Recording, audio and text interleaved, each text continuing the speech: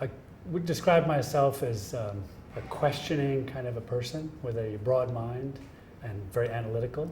And I think the work I do tends to reflect in that, but also is very site-specific. I have an affinity for nature, things natural, and how I combine them with building work I do is part of who I am.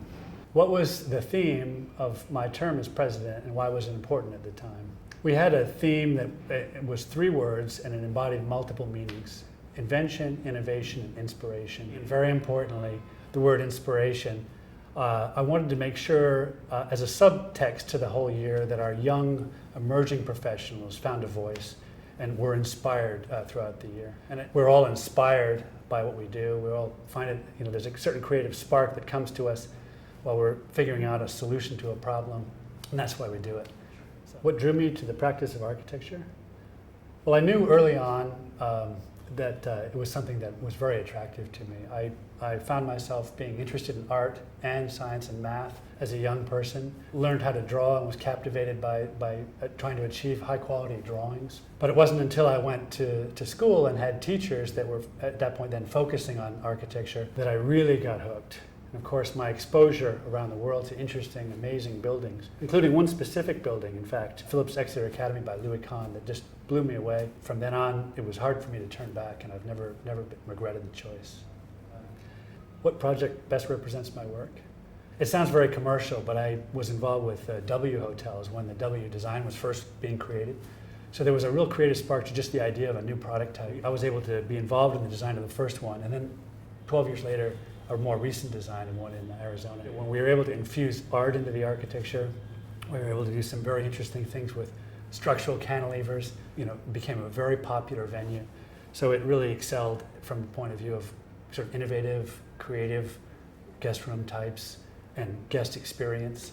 And it was hugely successful for the client, so it's a really rewarding project all the way around. Whose work do I find myself consistently admiring? Early inspiration came from some of the great masters like Louis Kahn, certainly. But more recently, I've been really drawn to a couple of different architects. One, Peter Bolin of Bolin, Swinsky, Jackson. He does a very refined series of projects, all kinds, a lot of versatility, everything from Apple stores to Bill Gates' residence, each one meticulously detailed.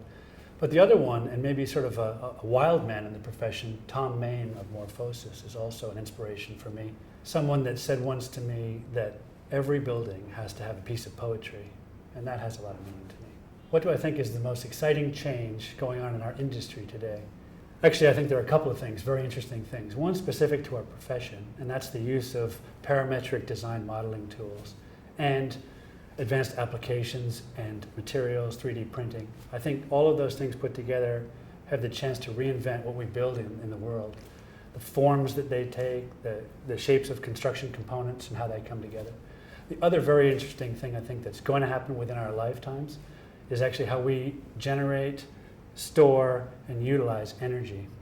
When we can break that into a small, highly efficient unit, that's going to change also our built environment and how we live through our built environment. Both very important changes, and they're actually coming together right now. What have I learned in my career that I think every young architect should know?